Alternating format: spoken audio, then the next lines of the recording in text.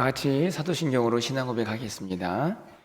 전능하사 천지를 만드신 하나님 아버지를 내가 믿사오며 그 외아들 우리 주 예수 그리스도를 믿사오니 이는 성령으로 잉태하사 동정녀 마리아에게 나시고 본디오 빌라도에게 고난을 받으사 십자가에 못 박혀 죽으시고 장사한 지 사흘 만에 죽은 자 가운데서 다시 살아나시며 하늘에 오르사 전능하신 하나님 우편에 앉아 계시다가 이리로서 산자와 죽은 자를 심판하러 오시리라. 성령을 믿사오며 거룩한 공예와 성도가 서로 교통하는 것과 죄를 사하여 주시는 것과 몸이 다시 사는 것과 영원히 사는 것을 믿사옵나이다. 아멘. 우리 찬송가 496장 찬양드리겠습니다. 496장입니다.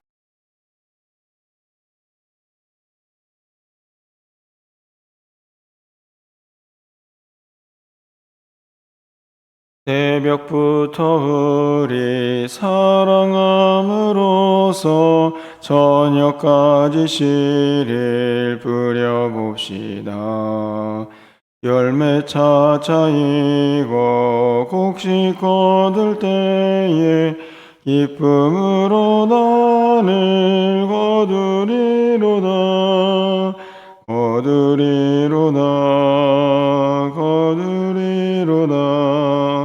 기쁨으로 나를 거두리로다.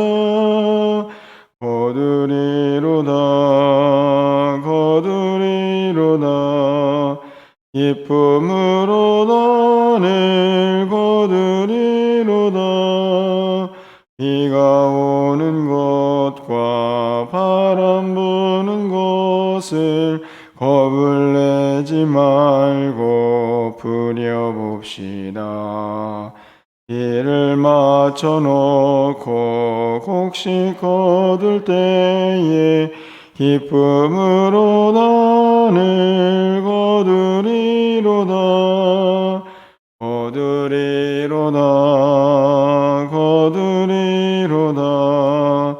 기쁨으로 나를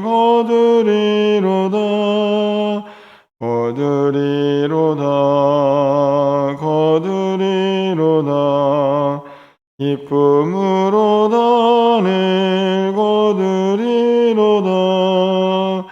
씨를 뿌릴 때에 나지 아니할까 염려하며 심히 애탈지라도 나중 예수께서 칭찬하시니 기쁨으로 나를 거두리로다.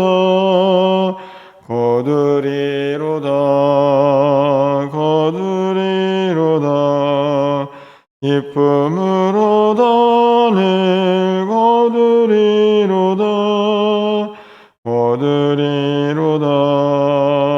거두리로다.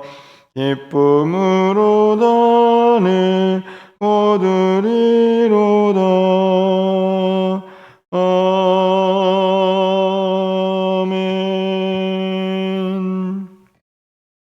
하나님 말씀은 사도행전 10장입니다. 1절에서 8절까지 말씀을 교독하겠습니다.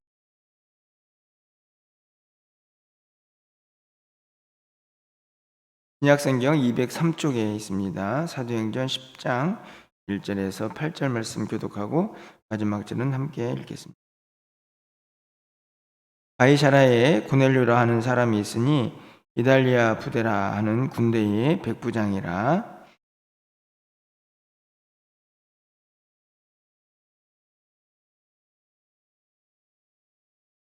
하루는 제9시쯤 되어 환상 중에 밝히 봄에 하나님의 사자가 들어와 이르되 고넬료야 하니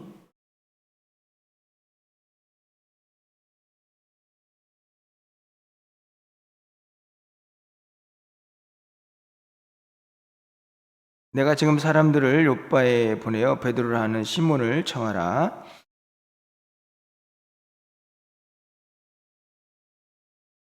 마침 말하던 천사가 떠나매 고넬료가 집안 하인 둘과 부하 가운데 경건한 사람 하나를 불러 이 일을 다 이루고 요바로 보내니라. 아멘.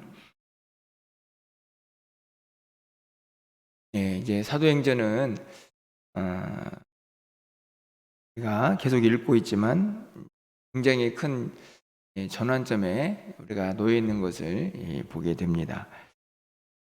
예수님께서 승천하시면서 예루살렘과 온 유대와 사마리아와 땅끝까지 증인이 되라고 말씀을 하셨는데,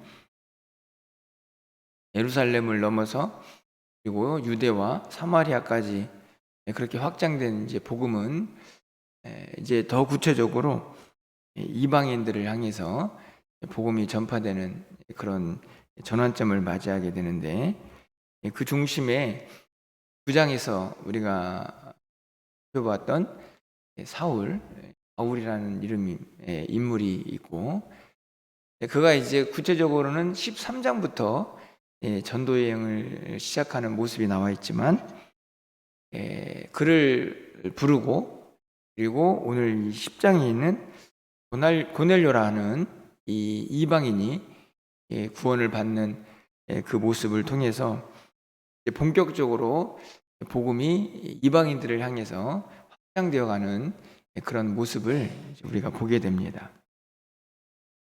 여러분들이 새벽마다 말씀을 읽고 있지만 이렇게 큰 틀은 이해를 하시면서 읽으면 좋겠다, 이런 생각이 들어서 말씀을 드리는데요. 이 고넬료라는 사람은 우리가 이미 잘 알고 있지만 어떻게 하나님을 알게 되었는가, 그 배경에 대해서는 등장을 나와 있지는 않습니다. 하지만 오늘부터 이제 3번에 걸쳐서 이 고넬료가 또 그 가정이 구원받는 과정들을 이제 살펴보게 되는데요.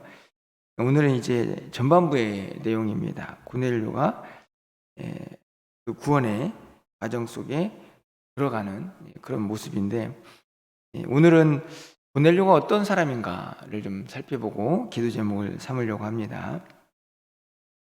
1절 말씀을 보면 고넬료가 이렇게 기록이 되어 있죠.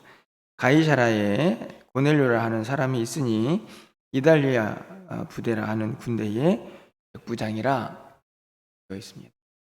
굉장히 짧지만 이 사람이 어떤 배경을 가지고 있는 사람인가, 그것을 이제 알 수 있는 내용이죠. 먼저 이 가이사라라는 지역, 이 지역을 여러분이 지도를 기억하시는지 모르겠지만, 이 가이사라는 지중해 연안의 해안가에 있는 도시 요바라는 곳에서 떨어져 있는 그런 해안가인데, 이 가이사라라는 말은 그 이름 자체가 황제라는 의미를 가지고 있는 단어입니다. 이 도시는 헤롯이라는 대왕이 황제에게 잘 보이려고, 로마 황제죠, 도시를 열심히 새로 재건해 가지고 새로 만들어서 황제에게 바친 도시입니다. 그래서 이 가이사라는 황제를 숭배하거나 황제의 동상을 세우고 여러 가지 문화들이 그렇게 이방적인 요소들을 간직한 그런 도시로 그렇게 알려져 있습니다. 그런 도시에 고넬료가 있었다, 이렇게 기록이 되어 있는데, 이 고넬료라는 사람은 이달리아, 그러니까 로마의 군대의 백부장이다, 이렇게 기록이 되어 있습니다. 그러니까 로마에서 파견된 군대의 백부장이었던 거죠. 실제적으로 세상적으로 보면 힘도 가지고 있고 권력도 가지고 있는, 온전히 황제를 위한 도시 속에서 백부장이었으니, 로마 사람이었으니 얼마나 떵떵거리고 살았을까 하는 추측이 되는 그런 구절입니다. 그런데 한 가지 분명한 것은, 그럼에도 불구하고 유대인들이 보기에 그는 어떤 사람이었습니까? 이방인이었다. 이 말은 굉장히 중요한 의미를 가지고 있습니다. 그리고 무슨 말이냐? 아무리 겉으로 대단한 인물이라고 할지라도 이스라엘 백성들이 보기에는 그냥 하나님이 택하지 않은, 자기들은 선민이지만 그들은 하나님과 관련이 없는 그런 이방인에 불과했다 할 수 있는 거죠. 그런 의미에서 보면 독특한 이력을 가지고 있는 고넬료라는 생각이 좀 드는 그런 모습입니다. 그의 독특함은 2절에서 더 분명하게 드러나게 되는데요. 그가 가지고 있는 믿음의 모습 때문입니다. 그가 경건하여 온 집안과 더불어 하나님을 경외하며 백성을 많이 구제하고 하나님께 항상 기도하더니. 아까도 말씀을 드렸지만 로마의 백부장이면요, 그 당시에는 그 지역에서, 아니 그 주변에서는 건드릴 수 없는 그런 힘을 가지고 있는 사람이라 이렇게 생각할 수 있는데, 그럼에도 불구하고 유대인들이 보기에는 이방인이었죠. 그런데 2절에 보니까 이 사람은 어떻게 된 일인지 하나님을 너무너무나 잘 섬기고 있었다 하는 것이 오늘 본문의 말씀입니다. 사실 이 말씀은 1절에 있는 가이사라라는 단어 때문에 더 특이하게 보여집니다. 아까도 말씀을 드렸지만 가이사라는 이방 문화가 가득한 곳이고 황제가 숭배되는 그런 도시였는데, 그곳에서 이 고넬료는 누구를 믿고 있었느냐? 하나님을 믿고 있었다는 겁니다. 게다가 보통 믿음의 사람이 아닙니다. 그렇죠? 2절을 다시 한번 보시면 경건해서 자기만 믿는 것도 아니고 온 집안이 다 믿고 하나님을 경외했죠. 게다가 백성을 많이 구제한 걸 보니 말씀대로 실천하면서 살았던 것입니다. 거기다가 항상 기도하면서 자신의 영성도 관리하는 사람이었던 거예요. 대단한 사람이 아닙니까? 1, 2절은 아니 어떻게 이런 사람이 거기다가 가이사라에 이렇게 생각이 드는 그런 인물이라고 할 수 있습니다. 어느 정도였냐면 다음에 살펴보겠지만 22절에 가보면 유대인들에게도 칭송을 받습니다. 그러니까 자기가 가지고 있는 힘과 권력으로 유대인들을 괴롭힌 사람이 아니고 오히려 도와주었던 사람이었기 때문에 유대인들도 이방인인 이 고넬료를 칭찬했다. 여러분 7절 말씀을 좀 가서 보시면요, 고넬료가 온 집안 사람들과 함께 신앙생활을 했다고 기록되어 있죠. 어느 정도였느냐? 7절 말씀을 보면 천사가 떠남에 고넬료가 집안 하인 둘과 부하 가운데 경건한 사람, 부하는 백부장이니까 자기가 거느리는 부하죠. 그런데 그 가운데에도 어떤 사람이 있었냐면 경건한 사람이 있었어요. 그러니까 제가 보기에는 이 고넬료의 믿음이 부하들에게도 전달되고 있었다 하는 것을 추측할 수 있는 그런 본문이죠. 이 8절 말씀을 좀 가서 보시면요, 이 일을 다 이루고 이렇게 되어 있죠. 그렇죠? 이 일을 다 이루고, 이 말은 무슨 말입니까? 앞에서 천사를 만나고 하나님의 사자가 이렇게 해라 라고 했던 이야기를 누구에게 다 했냐면 하인과 부하에게 한 거죠. 만약에 이 부하가 경건하지 않았다면 어떤 생각이 들었을까요? 우리 주인이 미쳤구나, 그렇게 생각했겠죠? 무슨 천사를 보고 환상을 보고 누구에게 가서 데리고 오라고 하는 이 모든 이야기들을 얼마나 황당하게 생각했을까 생각이 들지만, 이 부하도 경건한 사람이다. 여러분 정말 고넬료는 이미 잘 준비되어 있는 사람이었다. 이제는 예수만 믿으면 되는 그런 사람으로 이렇게 소개가 되고 있습니다. 그런데 그에게 가장 멋진 표현이 이제 4절에 기록이 되어 있죠. 4절 하반절에 우리가 잘 알고 있는 말씀입니다. 이 기도와 구제가 하나님 앞에 상달되어 기억하신 바 됐다. 이거는 과거의 이야기입니다. 그러니까 하나님의 사자가 와서 고넬료에게 하는 이야기죠. 그동안에 고넬료가 어떻게 살았습니까?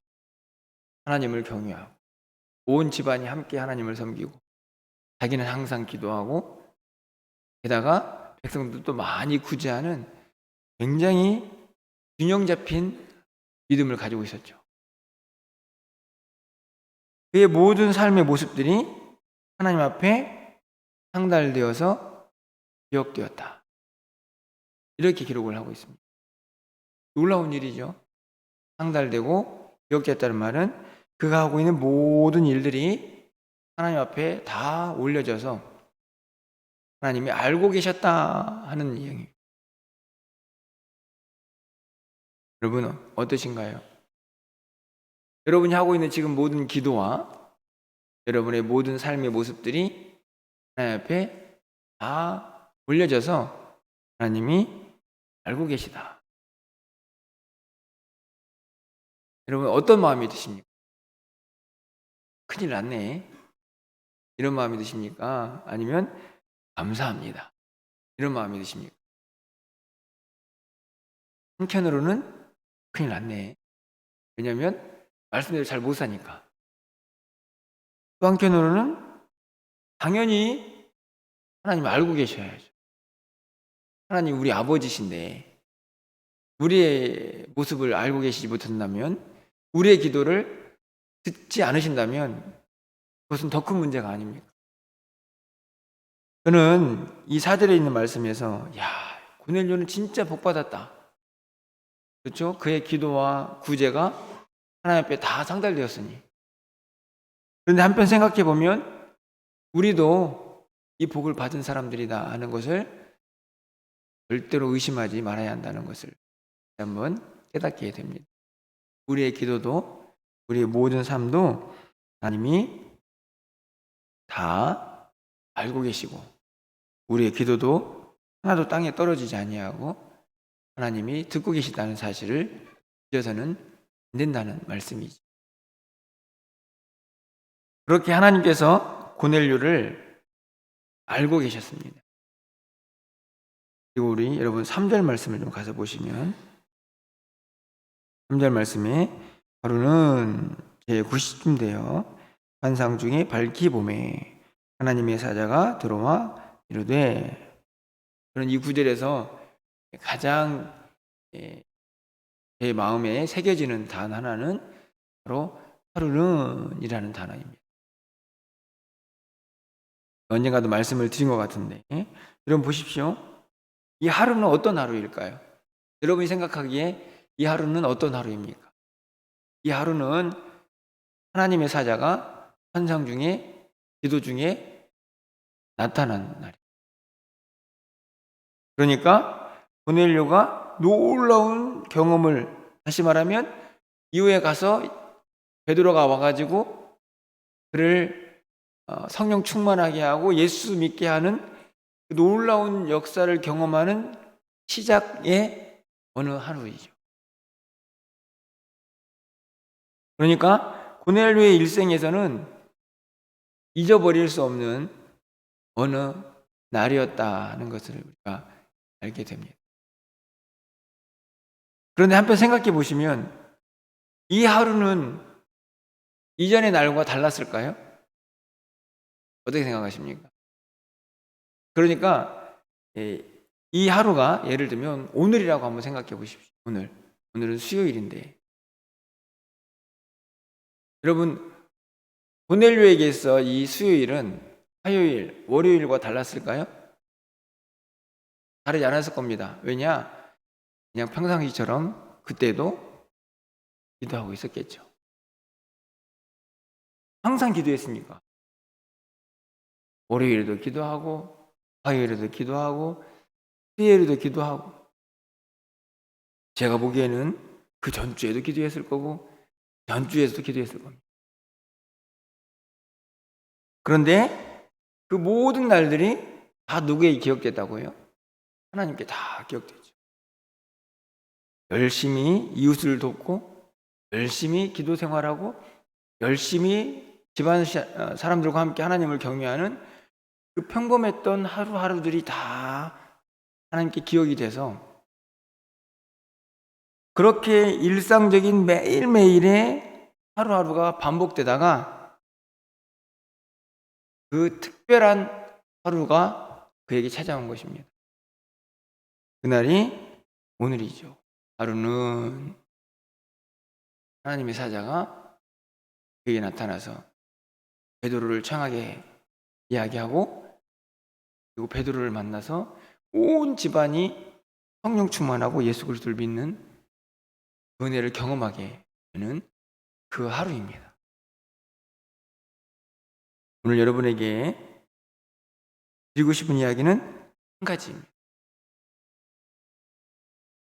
우리에게도 이 하루가 너무너무나 복된 날이듯이 이런 날을 우리가 항상 기대할 수 있다 것이죠.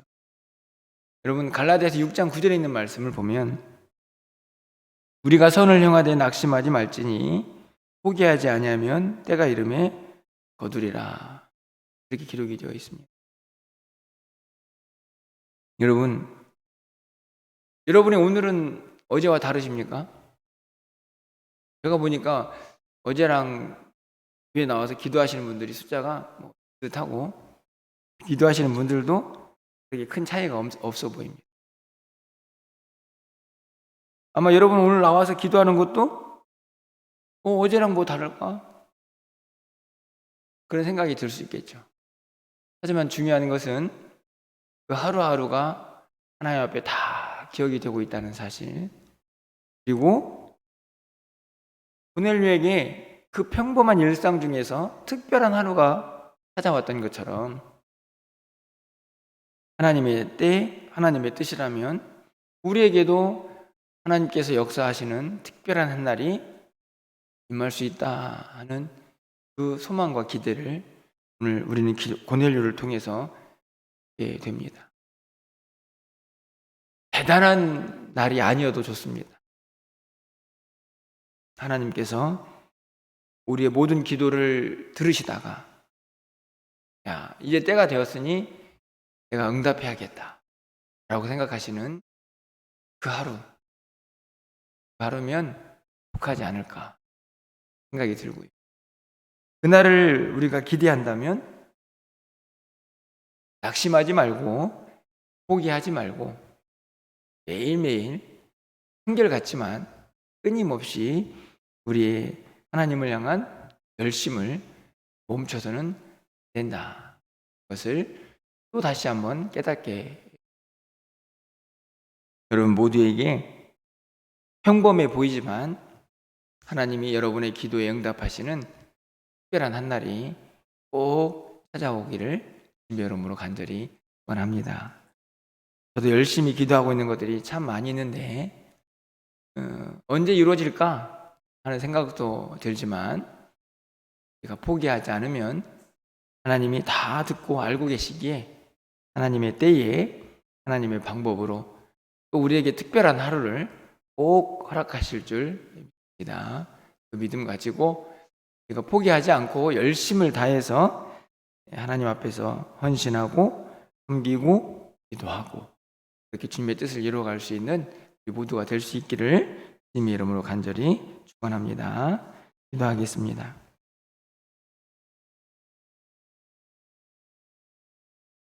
사랑의 하나님, 고넬료라는 어떻게 보면 아주 특이한 이력을 가진 한 인물이 하나님 앞에 그의 모든 기도와 구제가 기억이 되어 그렇게 평범했던 그 어느 하루에 하나님의 뜻을 이루어가는 하나님의 기도의 응답을 받는 놀라운 역사를 경험하고 있습니다.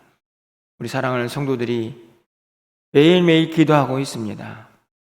어떻게 보면 그냥 평범하게 또 어제와 다르지 않은 하루를 오늘 우리가 맞이했지만 하나님께서는 우리의 모든 하루하루를 다 기억하고 계실 줄 믿습니다. 포기하지 않고 경건하고 간절하게 열심으로 하나님을 섬기는 우리 모두가 되게 하여 주시옵소서. 그렇게 하루하루 하나님 앞에 기억된 우리의 삶이 어느 날 하나님의 때에 하나님의 방식으로 우리에게 찾아오신 주의 은혜로 말미암아 특별한 한 날을 꼭 맞이할 줄 믿습니다. 그날을 기억하고 기대하며 포기하지 아니하고 믿음의 길을 걸어갈 수 있는 우리 모두가 되게 하여 주시옵소서. 날마다 주님과 동행하며 하나님의 뜻을 이루어가게 하여 주시고 하나님께 영광 돌리며 날마다 하나님과 동행하기에 부족함이 없는 우리의 삶이 되게 하여 주시옵소서. 오늘 우리의 모든 사역 가운데에 하나님의 뜻이 온전히 이루어지기를 원합니다. 우리를 하나님의 선한 도구로 사용하여 주셔서 우리가 가는 곳곳마다 그리스도의 향기가 발하여지게 하여 주시옵소서. 주님의 뜻과 열매가 맺혀지는 귀한 한 날이 되게 하여 주시옵소서. 오늘 저녁에 있을 수요예배 가운데도 함께 하셔서 말씀의 능력과 기도의 역사가 임하는 복된 귀한 시간 되게 하여 주시옵소서. 오늘도 우리의 기도를 들응답하시고 연약한 자들에게 새 힘을 더하여 주시고 사랑하는 성도들의 출입을 온전히 지켜주시기를 간절히 소망하옵고 예수 그리스도의 이름으로 기도합나이다. 아멘.